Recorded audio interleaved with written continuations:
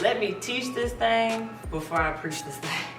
When I think about idolatry, right, and I try to put a picture to it, I think about the root of an idol, right? An idol is basically a person, place, or thing, or that we have attached our needs to as a source to fulfill those needs. So marriage, right? I need a bigger house, right?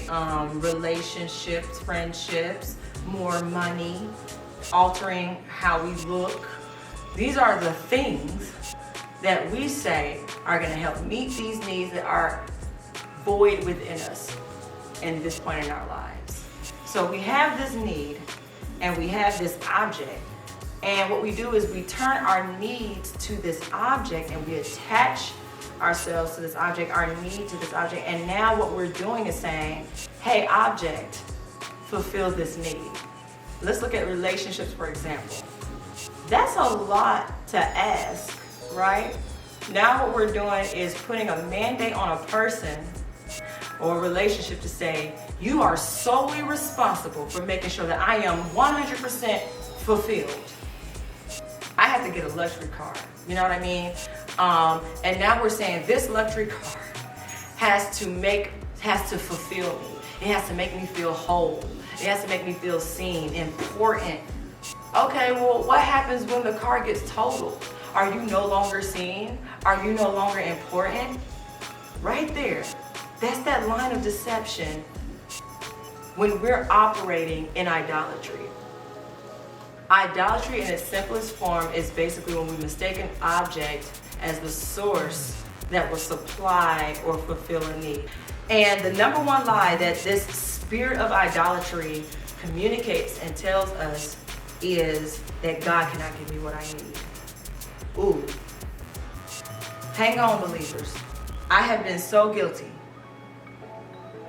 of operating in the lie that God cannot give me what I need.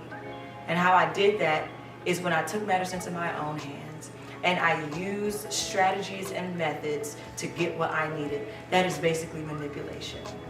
That is witchcraft, in other words. And what witches do is they manipulate, right?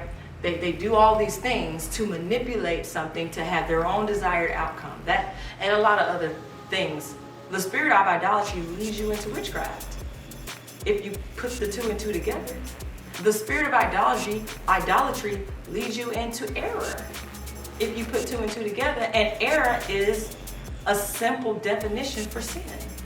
Because now you got to fornicate to feel love, accepted, seen, and heard. You got to take drugs to be your comforter. When God says, I am your comforter. Now we're in places we don't need to be. We were not even called to be in. We're in relationships that we're not called to be in. And we're making those things our God. We're making those things the source to get what fulfillment in the areas or in the needs that we see are not being met in our lives. Now what we've said is this object is now higher than God. This object, God, can now do what I am believing or I am acting out as I believe that God cannot do. When you don't feel that you are acting out in a space of idolatry, when you're putting an object above God, you're in deception. These objects then become object of our worship. Let's slash out worship because that can confuse a lot of people. Because if you say worship, then people say, well, I mean, I'm not, I don't have this thing on a platform and I'm not sitting here saying, oh, hell. But if you look up the definition of worship, it also says adoring, reverence, and regard, honor. Okay, what are you reverencing over God? What are you holding in higher regard to the word of the Lord? So here's the word of the Lord, and here's the thing that you're holding in higher regard. Why?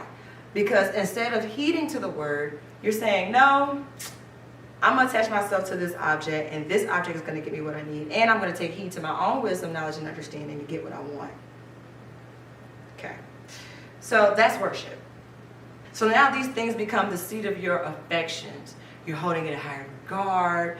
You're doing whatever this relationship requires, whatever this scheme or scam requires to get money, to get love, to get acceptance, to be seen, to be heard.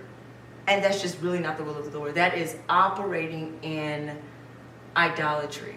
And that spirit of idolatry that's deceiving you to say you do not need God, or God cannot give you what you need, is leading you into sin and into witchcraft, ultimately.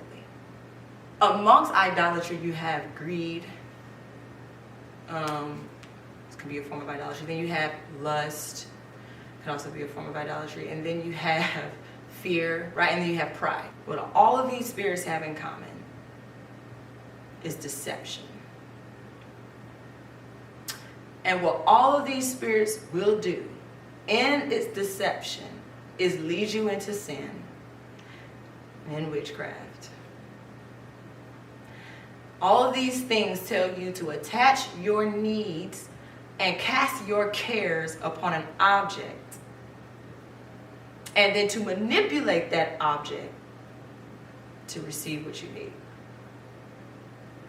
A full picture of what happens when we're in deception of these different spirits, and we allow those different spirits to operate in and through us, destroying the lives of so many other people at times, and also destroying our own.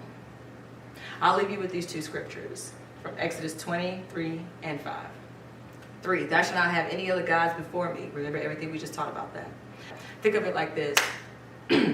God has his word, his counsel, his instruction, his wisdom, and it's saying this. But you realize that this God, following God means, it messes up what you got going on over here. So now I guess what you do. You disobey him. And you take heed to your own wisdom, knowledge, and understanding to continue to have control over here and do what you want to do. That is basically Romans chapter 1, where it says they did not regard God as God, and instead exchanged a lie for the truth. Remember, these things lead us into deception. They deceive us to say that God cannot give us what we want, so I'm going to choose this. And every time we choose this, we're saying God cannot give me what I want. You pretty much operate like an unbeliever.